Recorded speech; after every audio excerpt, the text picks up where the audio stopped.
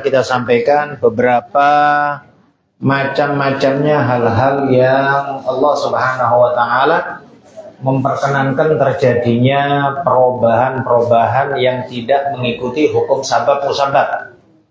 Ya, di antaranya yang termulia pastinya adalah mukjizat, yaitu sesuatu yang terjadi keanehan di tangan seorang nabi atau rasul. Kemudian yang kedua adalah irhasat. Irhasat itu adalah suatu kejadian besar, aneh, yang tidak lumrah di tangan orang atau seseorang yang belum jadi nabi, tapi akan jadi nabi, misal nabi masih kecil dan lain sebagainya. Dan itu juga sebagai bentuk pengetahuan buat kita semuanya secara hukum tauhid, bahwa para anbiya itu terjaga dari dosa, dijaga oleh Allah Subhanahu wa Ta'ala setelah jadi nabi dan sebelum jadi nabi. Karena Allah Subhanahu wa Ta'ala Maha mengetahui di mana meletakkan kenabiannya. Kenabian itu adalah pilihan. Ya, pilihan, bukan kemudian diusahakan. Orang kemudian ibadah sebanyak-banyaknya kemudian ngaku nabi, itu nggak mungkin. Ya, nabi itu adalah pilihan dari Allah Subhanahu wa Ta'ala. Walam takun nubuwatun muktasabah walau raqa fil husn fil khairi a'la aqbah. Bahwa kenabian itu adalah total pilihan dari Allah Subhanahu wa Ta'ala, tidak bisa dicari. Meskipun seorang berbuat baik semaksimal mungkin, setinggi-tingginya, nggak mungkin jadi nabi. Ya, maka nabi itu pilihan dari Allah. Maka oleh sebab itu, karena pilihan dari Allah Subhanahu wa Ta'ala, maka di sini juga harus kita dalam hukum tauhid kita memuliakan bapak ibunya nabi, kakeknya nabi, ya, dan lain sebagainya. Karena itu nabi sendiri yang bersabda. Nabi bersabda, aku adalah pilihan dari pilihan dari pilihan dari pilihan. Ya, kemudian ada orang enak saja bilang kemudian bapak nabi di neraka, ibu nabi di neraka, kakek nabi di neraka. Ini orang kurang ajar sama nabi. Dan orang yang kurang ajar sama nabi sangat besar kemungkinan murtad. Kenapa? Karena nggak sopan sama nabi di dalam lisan saja, dalam suara saja sudah disebut oleh Allah dalam Al-Quran, la tarfa'u aswatakum fawqa sautin nabi. Jangan kalian mengeraskan suara di atas suara nabi. Wala tajharu lahu bil qawli kajari ba'dikum li ba'din an tahbata a'malukum wa antum la tash'urun. Atau kalian mengeraskan suara semisal kayak biasa kalian satu sama yang lain. Ya. Diancam oleh Allah an tahbata a'malukum. Amal kalian akan lebur, akan habis semuanya, hancur semuanya. Para ulama mengatakan nggak ada amal hancur itu kecuali murtad. Dosa itu nggak menghancurkan amal. Dosa itu ya dosa, maksiat itu ya maksiat, dosa, tapi tidak menghancurkan amal sebelumnya. Mohon maaf, seseorang mabuk, dosa. Seseorang judi, ya dosa. Tapi apa judinya dia menghapus sholat-sholat sebulan sebelumnya? Enggak. Ya kan ya? Apakah menghapus bacaan Quran sebelumnya? Apakah menghapus ibadahnya dia sebelumnya? Enggak. Ya dosa besar dia, tapi tidak menghapus pahala yang sebelumnya. Yang menghapus pahala sebelumnya itu murtad, habis semuanya. Maka di sini disebutkan kurang ajar sama Nabi di dalam ucapan saja semisal itu. Bagaimana pula kurang ajar di dalam pemahaman. Di dalam pemahaman. Karena pemahaman itu lebih parah, lebih berat daripada sekedar ucapan. Pemahaman itu adalah sesuatu yang menancap dalam hati. Pemahaman oleh sebab itu disebutkan sering ya kita baca ya akhir majlis, Subhana rabbika rabbil izzati amma yasifun. Maha suci Allah Tuhanmu, maha suci. Subhana rabbika rabbil izzah, Tuhan kemuliaan, amma yasifun, dari hal-hal yang disifatin orang kafir. Dari yang disifatin sama orang kafir. Orang kafir bilang Tuhan punya istri, orang kafir bilang Tuhan punya anak, orang kafir bilang malaikat putri-putrinya Allah, dan lain sebagainya dari sifat-sifat tersebut. Subhana rabbika rabbil izzati amma yasifun. Dijadikan ya itu di akhir tiap majelis, supaya kita paham untuk kita selalu mensucikan Allah Subhanahu wa Ta'ala dari pemahaman-pemahaman yang nggak betul. Di sinilah pentingnya belajar tauhid. Ini belajar tauhid. Kasihan kalau kita melihat orang-orang kadang punya nilai ibadah, aktif di masjid, ya, tapi gitu bilang ayah Nabi di neraka, ibu Nabi di neraka, punya pemahaman nggak ada syafaat dan lain sebagainya. Kasihan dia. Kita tidak merendahkan ibadahnya, tapi nanti di hari kiamat di akhirat, ya dia nggak dapat syafaatnya Nabi. Itu loh kasihannya dia. Ya, sedangkan syafaat Nabi syarat utamanya harus iman dengan syafaat. Harus percaya dengan syafaat. Orang nggak percaya, gimana mau dapat? Namanya orang nggak percaya. Sedangkan iman itu ketentuannya di dunia, Nah ini tadi kita sebutkan 1 mukjizat, 2 irhasat, kemudian 3 karomat. Kejadian yang terjadi pada aulia shalihin, pada aulia kasih Allah. Ini sudah kita jelaskan kemarin tentang para wali. Pastinya ada hukum umum, ada hukum khusus. Hukum umum itu semua orang muslim, semua orang mukmin walinya Allah. Allahu waliyul ladzina amanu. Ya, secara umum. Tapi nggak boleh kemudian diingkari ada wali-wali khusus. Dan Allah juga menyebut ala inna awliya Allahi la khaufun alaihim wala hum yahzanun. Sesungguhnya para wali Allah itu nggak ada takut, nggak ada sedih. Nggak ada takut, nggak ada sedih. Di antara sifat yang disebutkan oleh Allah. Nggak ada takut, nggak ada sedih. Nah sekarang kita tanya, semua orang mukmin, apakah nggak ada rasa takut? Ya pasti ada sih. Setiap orang ada rasa takut. Semua orang muslim, apakah nggak ada rasa sedih? Ya pasti ada. Ada rugi dikit sedih, ya kan ya?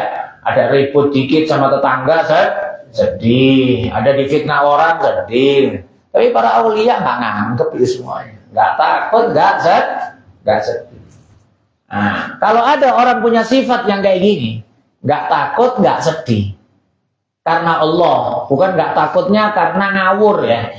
Ada orang nggak ada takut sama sekali, orang gila. Orang gila nggak ada takut sama sekali, nggak takut sakit, nggak takut cuaca, ya kan ya, nggak takut virus, nggak takut apa. Orang gila, ya. Kepingin sehat terus, jadilah gila, ya kan ya. Tapi ya istilahnya. Itu karena sudah dicabut akalnya oleh Allah Subhanahu wa Ta'ala. Tapi ini tidak ada takut karena hatinya udah full takut sama Allah. Hatinya udah full takut sama Allah, sehingga nggak ada tempat lagi untuk takut selain Allah. Demikian juga nggak ada sedih karena memang hatinya full dengan harapan kepada Allah, full harapan sama Allah, sehingga nggak ada letak kemudian berharap kepada orang lain yang menjadikan dia sedih, ya, mengharap sesuatu yang kalau nggak dapat kemudian sedih, nggak ada dia, selalu diturutin oleh Allah Subhanahu wa Ta'ala di dunia dan di akhirat. Itu para aulia shalihin. Maka ada wali umum, yaitu semua orang muslim, orang mukmin, wali umum. Ada juga wali khusus. Itulah yang disebut dalam Al-Quran ala inna awliya Allahi la khaufun alaihim wa la hum yahzanun. Nabi juga pernah ditanya, siapa para awliya Allah? Siapa para awliya Allah ya Rasulullah? Nabi menjawab, alladzina idza ru'u dzukirallah. Orang-orang kalau dilihat mengingatkan kita kepada Allah.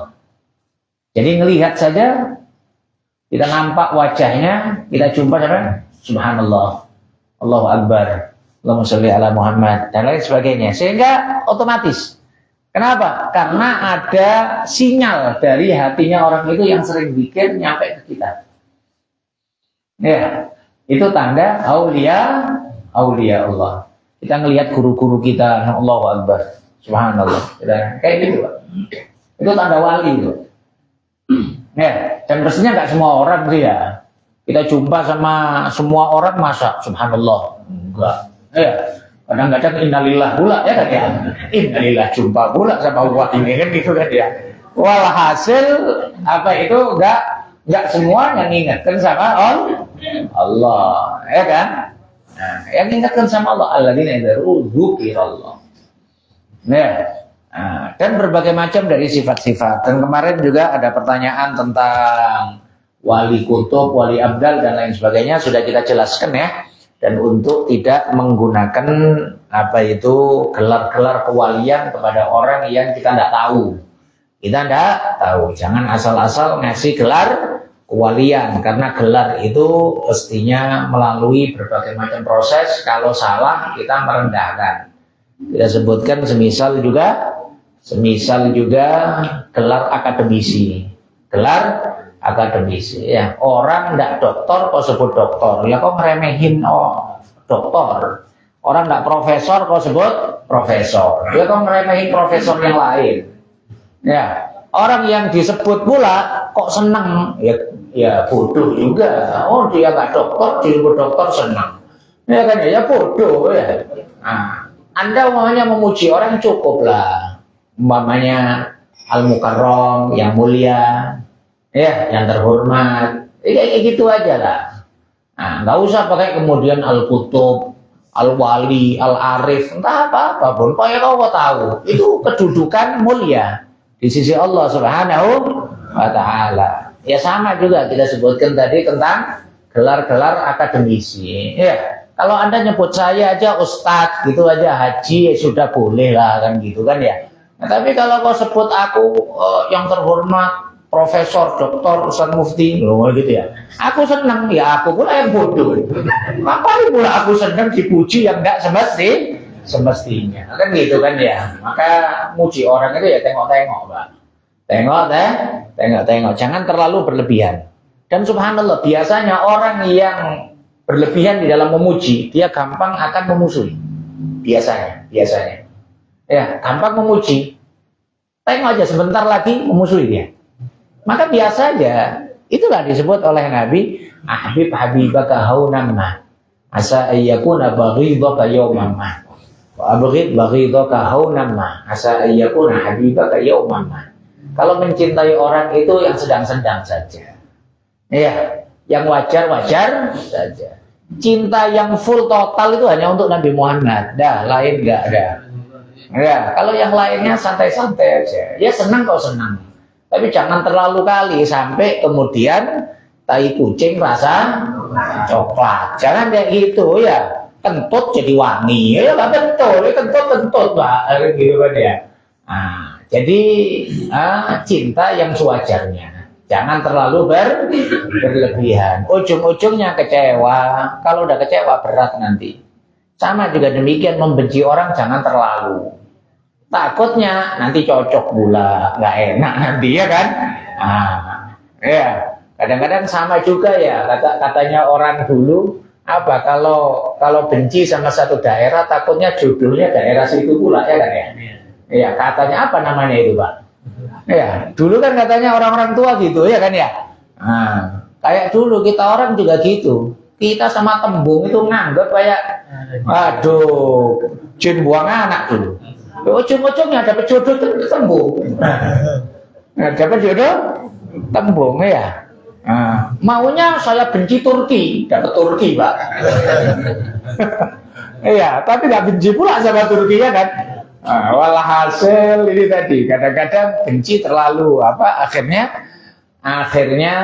apa itu nggak enak nanti, jadi senang. Atau juga demikian, senang terlalu berlebihan, nggak cocok. Dan memang itu demikianlah. Salah satu ujian dari Allah Subhanahu wa Ta'ala. Orang kalau berharap sama manusia, ujungnya kecewa. Orang kalau bergantung sama orang lain, ujung-ujungnya juga kecewa. Alhasil kayak gitu Pak. Ini juga pembelajaran dari Allah Subhanahu wa Ta'ala dalam kehidupan kita. Kehidupan ini madrasah Pak. Kehidupan ini madrasah. Kita semuanya ini murid. Kita semuanya mau murid. Ya kan ya? Pelajarannya takdir.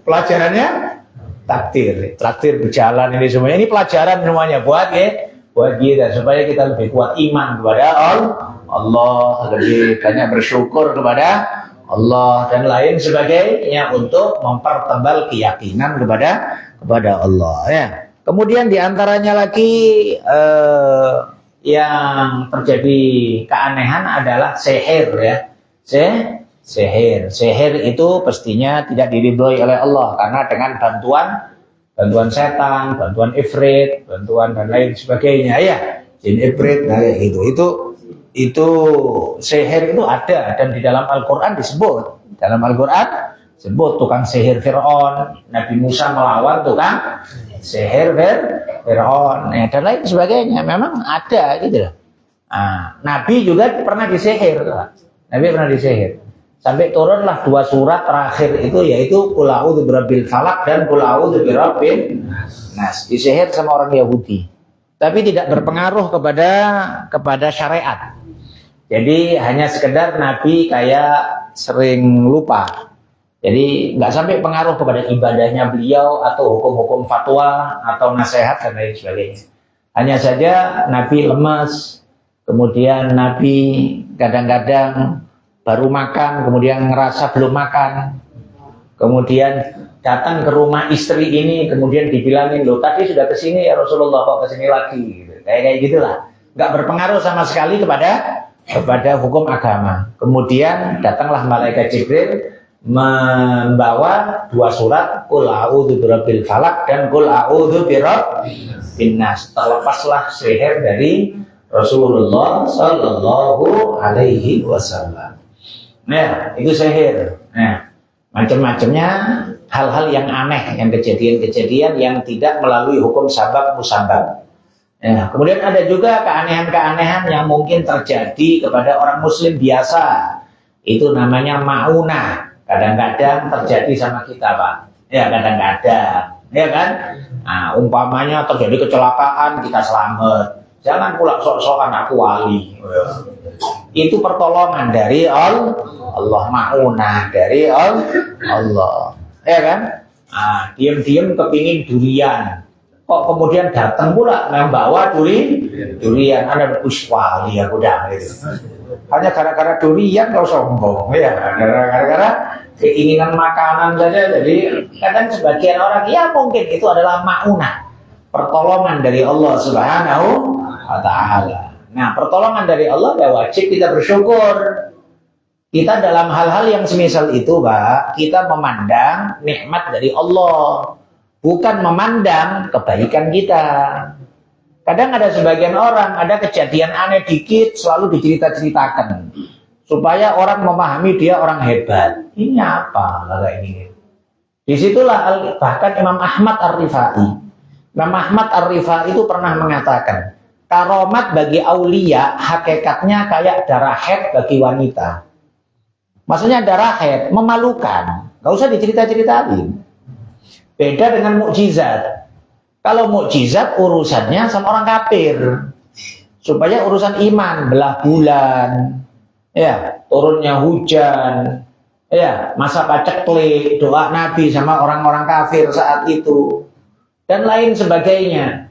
Itu karena untuk ngelawan orang kafir, atau juga kekuatan iman para sahabat. Kekuatan iman para sahabat ditampakkan oleh Nabi. Ya.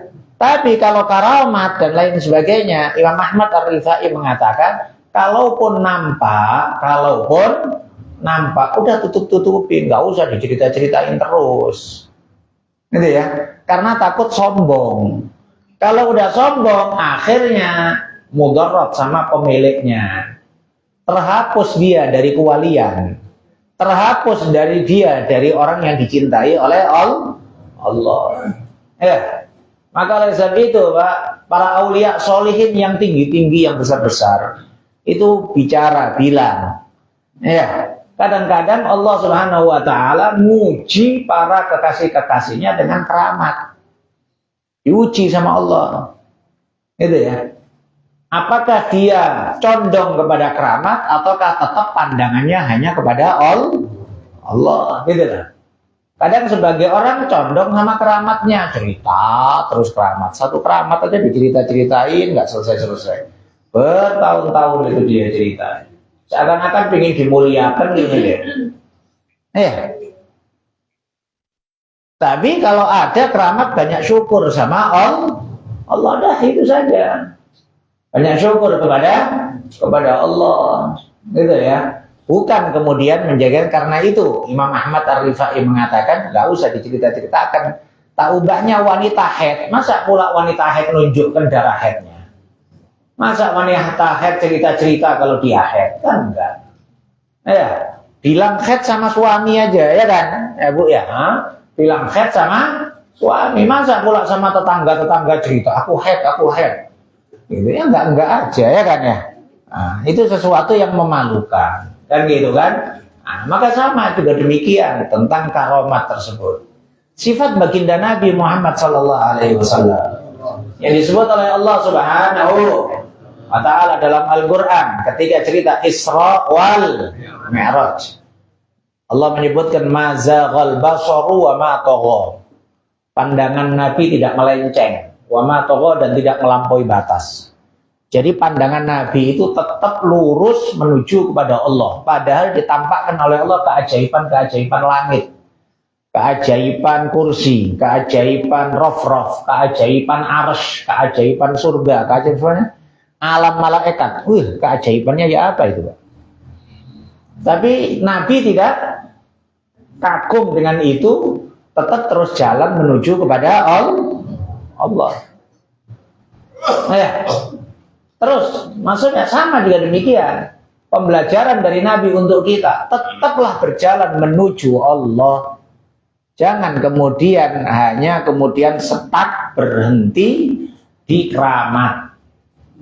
Stuck berhenti di dalam keajaiban-keajaiban. Sama Pak, kalau umpamanya contoh Pak ya, kita rencana mau berangkat ke Jakarta naik mobil.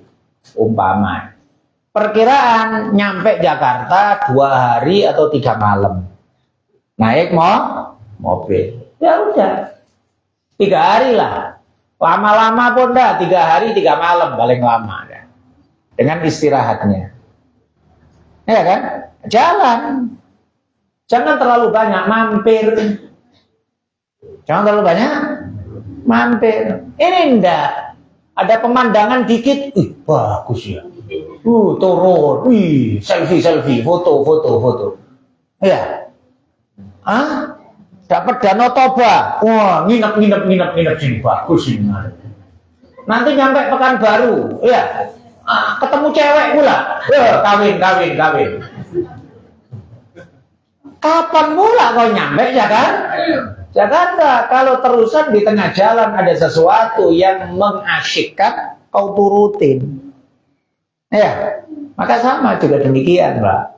Ya, orang kalau tujuannya ibadah karena Allah, inna sholati wa nusuki wa mahyaya wa mamati lillahi rabbil alamin. Allah berfirman, fafirru ilallah, larilah menuju Allah. Udah menuju Allah. Ya, belum sampai sama Allah berarti belum. Sampai sama Allah terus.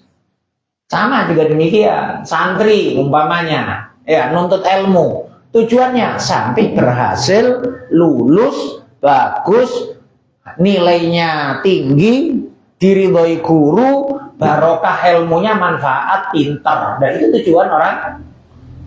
Ini baru mondok 2 tahun, ya, kecantol cewek. Baru mondok 2 tahun mau kerja, baru mondok setahun mau ini, akhirnya ya banyak gangguan. Maka lurus. Nah, ini tadi kita sampaikan, terkadang Allah Subhanahu wa Ta'ala juga membuat sesuatu aneh, keanehan kepada orang muslim biasa, yang itu namanya ma'unah. Ada juga terkadang Allah Subhanahu wa Ta'ala membuat keajaiban-keajaiban yang berbeda dengan keinginan si orangnya. Itu namanya ihana. Ihana itu apa? Allah merendahkan dan melecehkan dia. Dia kepinginnya ini, yang terjadi kebalikannya. Ya, dia kepingin ini, yang terjadi kebalikannya. Disebutkan Musailamatul Kadzdzab, ada satu orang yang percaya dia jadi nabi, padahal dia kan palsu, nabi palsu. Nah, dia ini kemudian sakit satu matanya, nggak bisa nampak, satu matanya. Maka mintalah dia doa sama Musailamah Kadzdzab. Didoain sama Musailamah Kadzdzab, diludahin kayak Nabi meludahin Sayyidina Ali. Nabi meludahin Sayyidina Ali sembuh. Ya, Nabi kemudian ada satu sahabat namanya Sayyidina Qatadah bin Nu'man. Nah, Qatadah bin Nu'man dalam sebuah peperangan matanya lepas. Kena panah nggak kuat dia dicabut. Keluar matanya. Ya, keluar matanya nampak Nabi dengan mata satunya dia mengatakan, "Ya Rasulullah, mataku ya Rasulullah." Dibalikkan sama Rasulullah sama matanya sama tangannya Nabi. Balik lagi. Katanya Qatadah, mata yang dibalikkan oleh Rasulullah lebih indah daripada mata yang satunya lagi. Bahkan mata satunya bisa belein, mata yang dibalikkan sama Nabi nggak pernah belein sampai mati. Dengan Qatadah. Sayyidina Ali bin Abi Thalib juga gitu dalam perang Khaybar. Ya, beliau belein sampai datang kepada Nabi itu dipanggil mana Ali? Disebutkan Sayyidina Ali di kemahnya karena sakit mata berat. Kemudian sampai dituntun ke Nabi, saking nggak bisa melihatnya. Belek kuat, berat. Ya, sampai dituntun di depan Nabi. Sama Nabi dilulain. Tuh. Sembuh toh? Total. Nah ini Musailamatul Kadzdzab, satu orang yang iman sama dia. Ya, matanya satu yang sakit, diludahin. Dua-duanya jadi buta. Dua-duanya jadi buta. Ini namanya ihanah ini. Ya, pernah terjadi juga demikian. Ya, ada Musailamatul Kadzdzab, ada sumur. Nah, orang kampung itu bilang, dulu Nabi Muhammad itu ada sumur airnya dikit diludahin langsung jadilah banyak dan jadi airnya seger padahal sebelumnya asin. Musailamatul Kadzdzab berdoa, diludahin sama Musailamatul Kadzdzab. Bukan tambah airnya, tambah nyusut kering. Ya. Ini namanya ihanah, yaitu sesuatu kejadian yang berbeda dengan keinginan. Ini tadi tentang kita sampaikan tentang beberapa karomat yang disebutkan juga kemarin tentang karomatnya Abi Maisarah Al-Hamdani.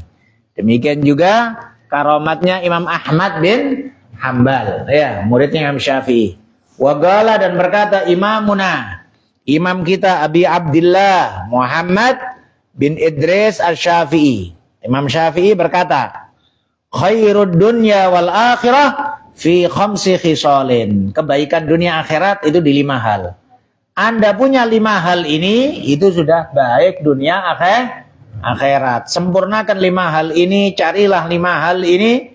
Dan sering kita sampaikan Tuhan, ya, kita mencari dunia, kita mencari materi, kita mencari harta karena kebutuhan jasmani kita. Karena kebutuhan jasmani kita. Maka perhatikan kebutuhan ruhani kita. Ya, sebagaimana kita sungguh-sungguh di dalam mencari rizki yang halal, berusahalah semaksimal mungkin mencari akhlakul karimah. Mencari akhlakul karimah, akhlak yang mulia. Ini juga adalah sebagai tujuan utama kita hidup. Karena ini adalah ketentuan utama kelak nanti di hari kiamat. Bukan hanya sekedar kebutuhan jasmani dan materi. Imam Syafi'i berkata kebaikan dunia akhirat terletak dalam 5 hal. Kalau ada 5 hal ini maka sempurnalah kebaikan seorang dunia akhirat. 1, ghinan nafas, kaya hati. 1, kaya hati. Ya, sering disebutkan tidaklah kaya itu kaya materi, tapi hakikat kaya adalah kaya hati. Berapa banyak orang kaya tapi nggak bisa tidur malam, Pak?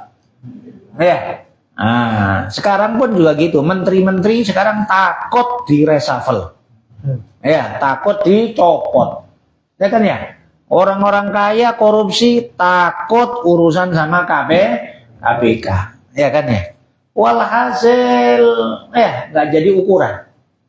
Nah, alhamdulillah Pak, kita makan sambal keringetan. Iya kan? Nah, makan sambal, habis makan sambal minum teh manis dingin. Wah, udah nikmat kali udah. Ya kan ya? Orang kaya-kaya itu minum teh manis dingin, ketakutan Pak. Takut diabetes. Nah, takut ini lagi, banyak takutnya. Kita mana ada takut, ya kan ya? Minum aja lah semuanya, ya kan ya? Enak seger, ya kan? Bersyukur sama Allah Subhanahu wa ta'ala. Ya, ghinan nafas, kaya hati. Yang kedua, wakaful adha. Nah, bisa mencegah kejahatan. Artinya kita tidak jahat sama orang lain. Udah, alhamdulillah Pak, kita nggak jahat sama orang lain, nggak dolim sama orang lain. Ya kan? Yang penting kita nggak dolim sama orang. Adapun orang lain dolim sama kita, ya dengan kadarnya. Kalau Anda ridho, ya sudah selesai, gitu aja, maafin. Anda nggak ridho melalui jalur yang benar, gitu aja. Ya kan? Tapi istilahnya kita nggak mendolimi orang. Orang yang mendolimi orang lain, ya itu istilahnya apa? Udah ketentuan Allah Subhanahu Wa Taala, hidupnya nggak enak. Hidupnya nggak di dunia, nggak di akhirat. Nggak di dunia, nggak di akhirat. Pasti nggak enak. Dia berpikir kemudian dia nyerobot tanahnya tetangga, kemudian dia enak gitu. Nggak enak hidupnya. Ya, punya utang nggak dibayar-bayar. Kau pikir enak gitu? Kau tidak berhubungan dengan orang yang kau utangin. Ya kau berhutang sama dia, tapi kau hubungan kepada Allah Subhanahu Wa Taala. Jangankan pikirnya dengan ibadah, dengan ngaji, dengan apa bisa diampunkan sama Allah. Mati syahid aja nggak diampunkan urusan hutang. Mati syahid nggak diampunkan urusan hutang. Nabi sendiri tidak mau nyolatin orang yang mati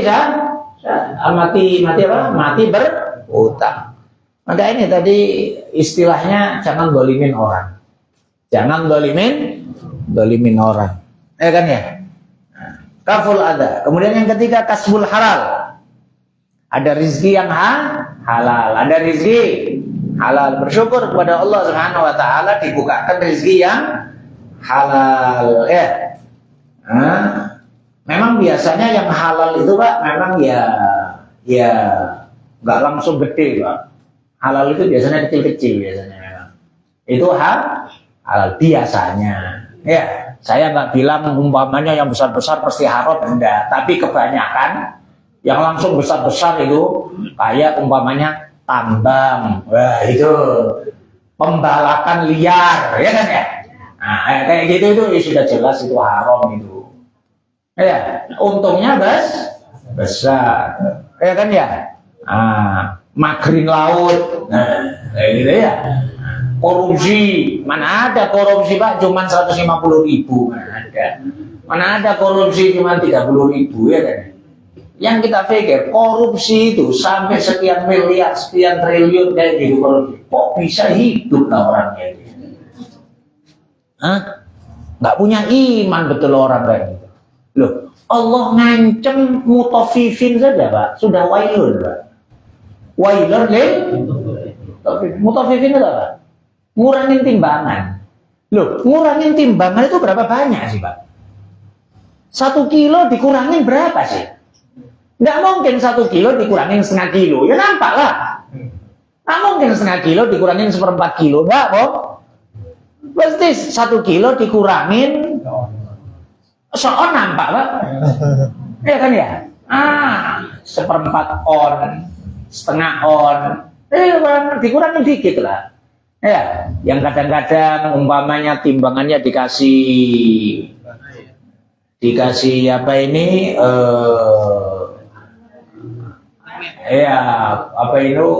tempel-tempelan, ya kan ya, macam-macam atau macam-macam lah timbangan-timbangan yang itu juga berkurang dikit. Ya, disebutkan Abu Dzar itu nama aslinya Jundub bin Junadah. Jundub bin Junadah. Disebut Abu Dzar karena dia dagang, setiap dagang itu selalu timbangannya dicuci. Dicuci, dielap, bersih, sampai bersih-bersihnya. Kenapa? Kemudian dia berkata, pernah suatu ketika dia nimbang, kemudian ada semut 1 di satu timbangannya. Semut 1 ini Zarun itu namanya semut. Bahasa Arabnya Zar itu semut. Abu Dzar, bukan bapaknya semut, dia punya anak semut, bukan. Dia nimbang itu kemudian dia nampak semut. Terus dia sudah naruh di timbangannya, kemudian diulang lagi. Si pembelinya mengatakan, "Kenapa Tuan?" "Enggak, ini ada semut 1." Katanya, alah cuman semut aja pun. Beliau mengatakan, di dunia semut ini tidak ada nilainya, tapi aku takut jadi urusan kelak di akhirat. Jadi urusan di akhirnya dikenallah Abu Dzar. Bapaknya semut, sama dengan Abu Hurairah, bapaknya kucing, bukan punya anak kucing, saking sayangnya sama kucing sehingga dikenal dengan Abu. Insya Allah kita lanjutkan pada majelis-majelis yang akan datang.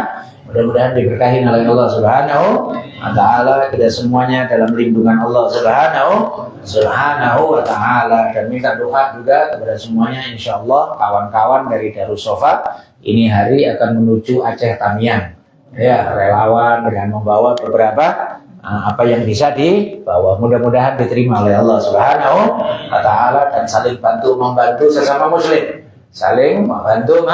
Mudah-mudahan insya Allah yang namanya bantuan itu tidak dinilai dari berapanya lah, ya kan ya. Jangan kayak menteri satu itu, ya kan ya, katanya Malaysia bantu sudah 1 M dibilangnya ya, menteri suruh sekolah lagi ya, suruh sekolah lagi. Jadi dalam urusan bantu membantu ini ya namanya tetangga, ya kan Pak ya, dibantu sama tetangga besar sedikit tetap terima kasih, bersyukur ya. Man la yashkurin nas la yashkurillah. Yang enggak bersyukur sama manusia tidak syukur sama Allah. Mudah-mudahan insya Allah pemimpin-pemimpin kita dibuka hati oleh Allah Subhanahu wa Ta'ala untuk berbuat yang lebih maslahat kepada rakyatnya. Insya Allah. Kita bukan ngecek-ngecek, kita bukan meleceh-lecehkan, tapi kita kepingin yang terbaik. Mudah-mudahan insya Allah kita semuanya dalam lindungan Allah, dalam keberkahan dari Allah Subhanahu wa Ta'ala. Al-Fatihah.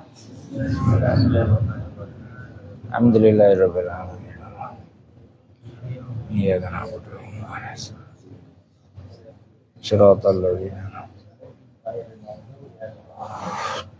Bismillahirrahmanirrahim. Alhamdulillahi Allahumma shalli wa sallim ala sayyidina Muhammad wa alihi washabihi ajma'in. Rabbana taqabbal minna innaka antas samiul alim. Tub alaina innaka antat tawwabur rahim. Allahumma inna nas'aluka al-'afiyah wa dawamal 'afiyah wa tamamal 'afiyah wa syukra 'alal 'afiyah. Allahumma innaka 'afuwwun karim tuhibbul 'afwa fa'fu anna. Allahumma inna nas'aluka sihhatan fi taqwa wa tula umrin fi husni amal wa rizqan wasi'an la tu'adzibuna alaih. Allahumma la sahla illa ma ja'altahu sahla wa anta taj'alul hazna idza syi'ta sahla. Allahumma barik lana fi auladina, barik lana fi arzakina, barik lana fi a'marina, barik lana fi manazilna, barik lana fi harakatina wa sakanatina. وزد بفضلك وطولك اللهم كما أنعمت فيما مضى فأحسن فيما بقي. اللهم كما أحسنت فيما مضى فأحسن فيما بقي. وزد بفضلك وطولك اللهم زدنا ولا تنقصنا وأكرمنا ولا تهنا وآثرنا ولا تؤثر علينا وكن لنا ولا تكن علينا. اللهم بارك لنا في رجب وشعبان بلغنا رمضان. وبارك لنا في رجب وشعبان بلغنا رمضان. اللهم بارك لنا في رجب وشعبان بلغنا رمضان وأعنا على الصيام والقيام وتلاوة القرآن واحفظنا من الذنوب والآثام وأنواع العصيان وعاملنا بمحض الجود والفضل والامتنان يا كريم يا رحيم يا رحمن. ربنا آتنا في الدنيا حسنة وفي الآخرة حسنة وقنا عذاب النار. صلى الله عليه وسلم على سيدنا محمد وآله وصحبه أجمعين والحمد لله رب العالمين. تقبل الله منكم إنا ومنكم تقبل يا كريم والعفو منكم. السلام عليكم ورحمة الله وبركاته.